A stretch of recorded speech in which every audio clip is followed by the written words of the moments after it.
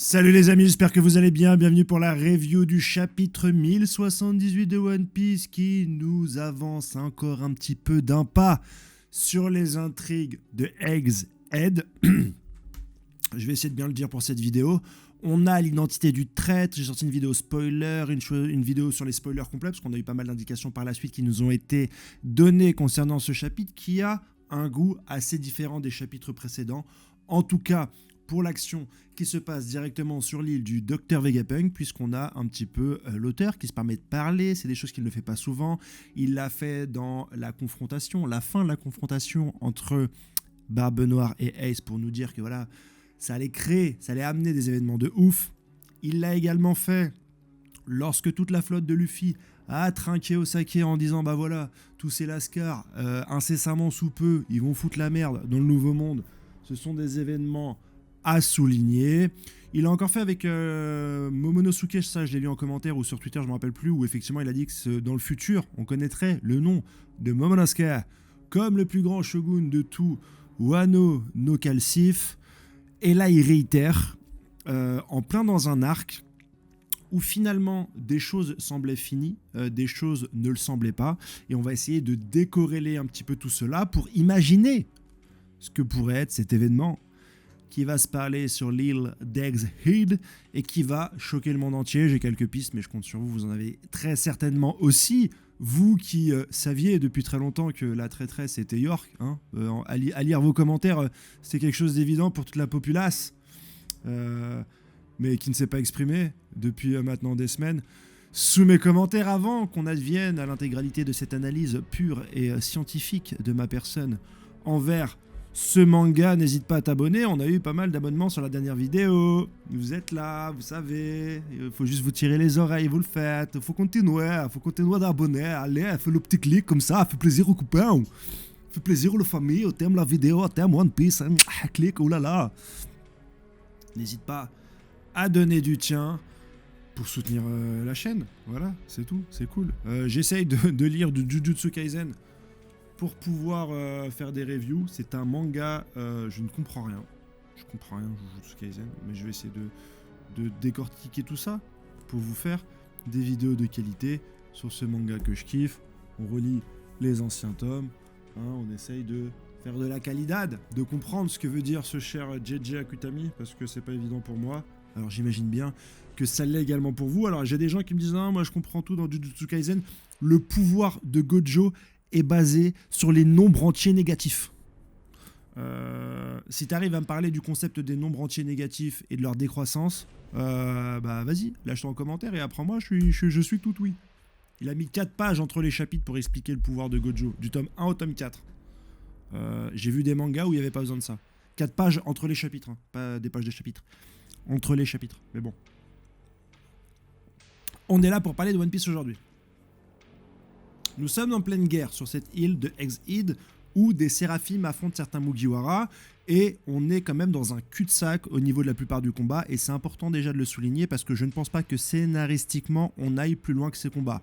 Zoro et Luffy sont aidés par Kaku et Rob Lucci, ils n'arrivent pas à trouver des flammes s'éteignant derrière le dos des séraphimes qu'ils affrontent, soit Hesbir et S-Hawk.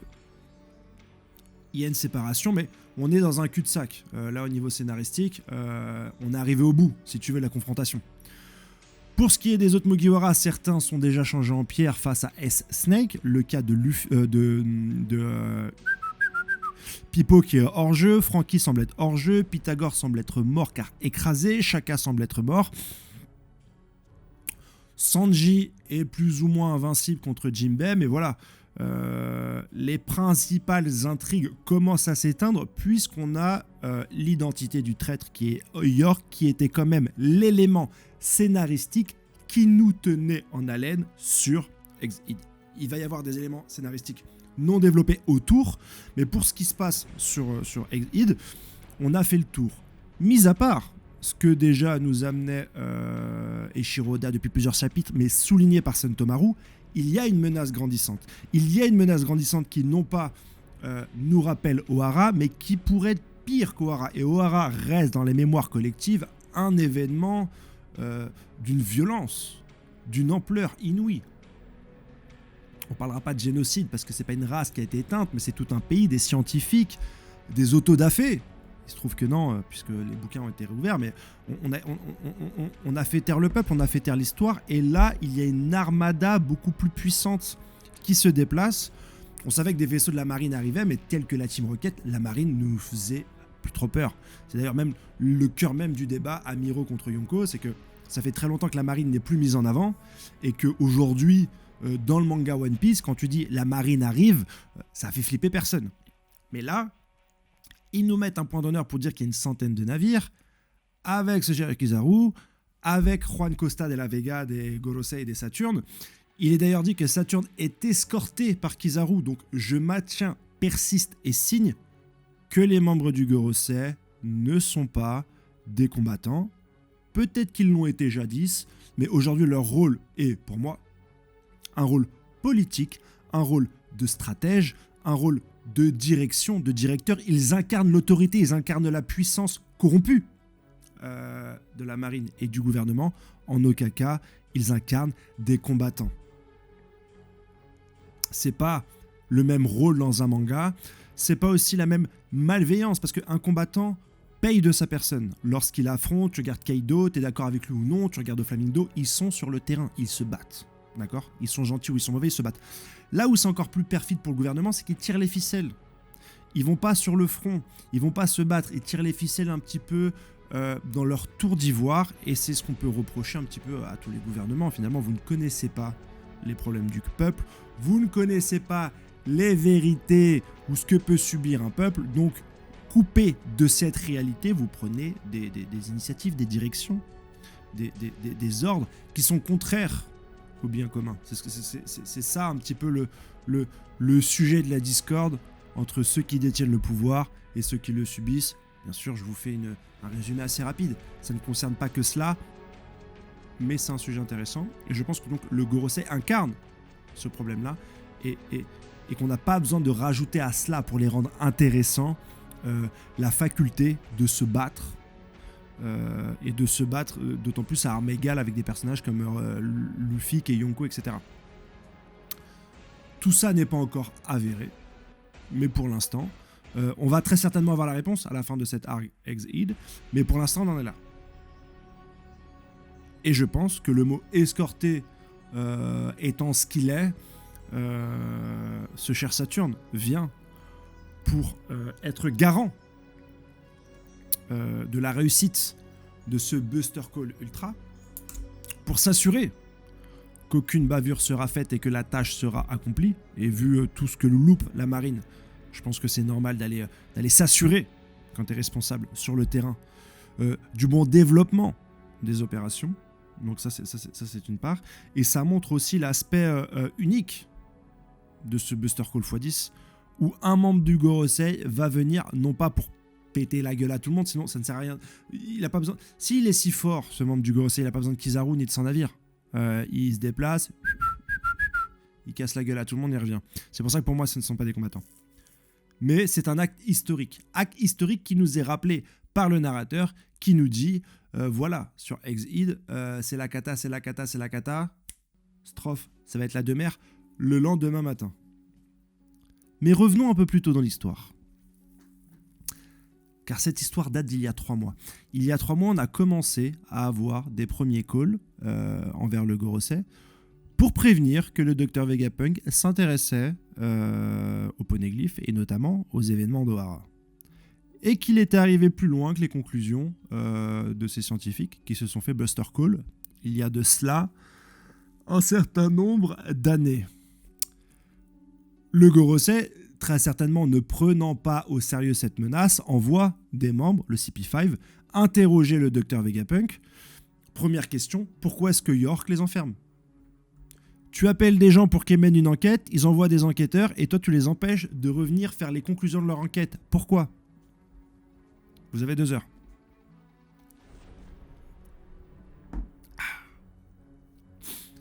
Il rappelle le Gorosei, agacé très certainement du manque de réaction de leur part, mais c'est normal puisqu'ils ont envoyé des enquêteurs qui ne sont pas revenus parce que tu les as bloqués. Il va un peu plus loin en dénonçant les travaux, les études, les recherches, la vision du docteur Vegapunk. Ceci agacé envoie des tueurs, cette fois Rob Lucci, et pour s'assurer qu'il ne reste plus rien de cette petite île d'Ex Hill, et bien ils envoient Kizaru sans navire et San Guedro Saturn des parallèles. Pourquoi est-ce qu'un clone du Dr Vegapunk veuille devenir le Dr Vegapunk original? Je le comprends, je le conçois, je le concède. Je signe. Je persiste et signe. Par contre, pourquoi est-ce qu'elle veut devenir Dragon Céleste? Ça, je n'arrive pas à le comprendre.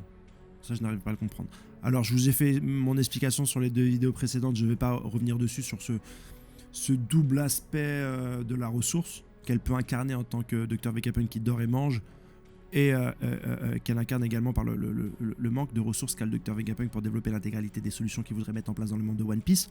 Je l'entends, je le conçois.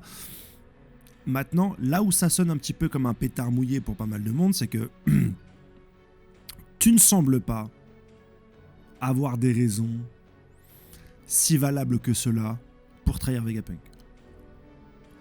D'autres personnes auraient pu mieux jouer ce rôle. Quid d'un Séraphim malade? Quid de Caribou? Quid d'un autre personnage dont j'aurais oublié le nom, mais qu'on nomme depuis maintenant plus de 5-6 vidéos. Shaka aussi aurait pu faire l'affaire. Mais bref, la double page de fin est magnifique.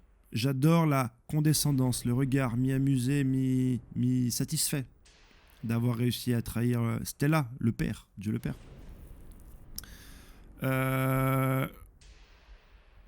Le docteur Vegapunk est aussi au fond d'une cellule, complètement, comment dire, à la merci, finalement, de son clone. Est-ce qu'il peut les éteindre à distance? Je ne sais pas, mais on sent bien qu'il est embêté d'être trahi. Il est embêté, même par la taille grandiloquente de cette Cher York. Elle domine, elle surplombe le docteur Vegapunk. Elle a réussi à l'avoir. L'homme le plus intelligent du monde, elle a réussi à le trahir. Elle a réussi à être plus malin que lui, plus maligne. N'est-elle pas quelque part déjà la Vegapunk qu'elle voulait être? Et retombons-nous pas déjà dans le débat Dr Vegapunk étant une femme? À la première apparition de Dr Vegapunk, on s'est tous posé la question, ouais, mais finalement Dr Vegapunk c'est peut-être une femme. C'est ce que veut devenir York. La femme qui trahit l'homme. Est-ce qu'on n'est pas dans une interprétation d'Adam et Ève avec déjà la pomme au-dessus du Dr Vegapunk? C'est philosophique. Mais je prends. Mais c'est pas ça encore le plus intéressant. Parce qu'on va y venir. Quel est selon vous cet événement tragique qui va choquer le monde demain matin? Est-ce que c'est la mort du Dr Vegapunk? Ça choquerait le monde. Il est connu dans le monde entier, le Dr Vegapunk. Ça choquerait le monde. Ça choquerait Dragon qui se pointerait. Marco aussi qui veut le Dr Vegapunk. Voilà, ce serait un aveu de la marine qu'ils ont tué l'un des leurs. Quelqu'un qui a œuvré pour la technologie de cette puissance militaire. C'est à prendre avec un certain sérieux. Est-ce que ce serait la mort ou la défaite ou la capture de Saturne? Le Gorosei, il est là pourquoi? Il sait pas se battre. On est tous d'accord dessus. Scénaristiquement, à quoi est-ce qu'il peut servir, mis à part se faire enlever? C'est toujours les gentils qui se font enlever par les méchants. Là, à l'inverse, l'équipage de Luffy qui aurait réussi à mettre la main sur un des membres du Gorosei, ça serait ouf. Ça serait frappadingue. Surtout qu'on aurait très certainement des révélations sur le siècle oublié. Il faut bien qu'ils l'apprennent à un moment donné, ces révélations sur le siècle oublié, la bande de Luffy. Je ne sais pas si ça sera fait par le Dr Vegapunk, parce qu'il a l'air foufou, il court partout. C'est peut-être lui, une fois enchaîné, qui va dire bon, bah, faut que je vous raconte quelque chose. Il y a 1000 ans, voilà ce qui s'est passé. Il y a 800 ans, là, pendant 100 ans, c'était boum boum party, une vraie fiesta. On s'est tous réveillés lundi matin, amnésique. Faut quelqu'un qui la raconte, peut-être lui. Peut-être qu'il a l'information sur le dernier Rio Poneglyph. Peut-être que c'est le gouvernement qui a le dernier Rio Poneglyph. Ça serait pas mal. Il y a 4 Rio Poneglyph. Ça montrerait que le gouvernement fait quelque chose. Ce serait intéressant. La défaite ou la capture de Monkey D. Luffy. Mais, mis à part cet effet d'annonce, ce que j'aimerais bien... J'ai parlé d'ellipse dans une vidéo un peu plus tôt dans l'affaire, et ça serait intéressant d'avoir une nouvelle ellipse. Parce qu'on est quand même sur un statu quo entre plusieurs personnes et ce serait bien que chacun s'entraîne un peu, tu vois, avant la guerre finale, qu'on puisse redécouvrir des nouveaux designs, des nouveaux enjeux, des nouveaux personnages, etc. Un statu quo, c'est quelque chose qui pourrait être intéressant, et puis là, on en est dans l'un d'eux. Mais avant ça serait peut-être une séparation des Mugiwara. J'en parlais après Wano. On est sur tellement de timelines en parallèle en ce moment, avec Kid contre Shanks, Barbe Noire contre Law, Garp qui va sur la ruche, Jawar Lebony qui pleure parce qu'elle a vu les souvenirs de son père, dont tout le monde se fout, mais qui paraissent quand même intéressants. Le pauvre Kuma, pour savoir ce qui a provoqué ces troubles de la personnalité. Hein, Oda commence à s'entraîner, commence à écrire des intrigues en parallèle. Il l'a fait sur Onigashima. Certains jugeront que c'est réussi, d'autres non. Il est en train de le faire sur Ex-Id. Il s'entraîne. N'est-il pas le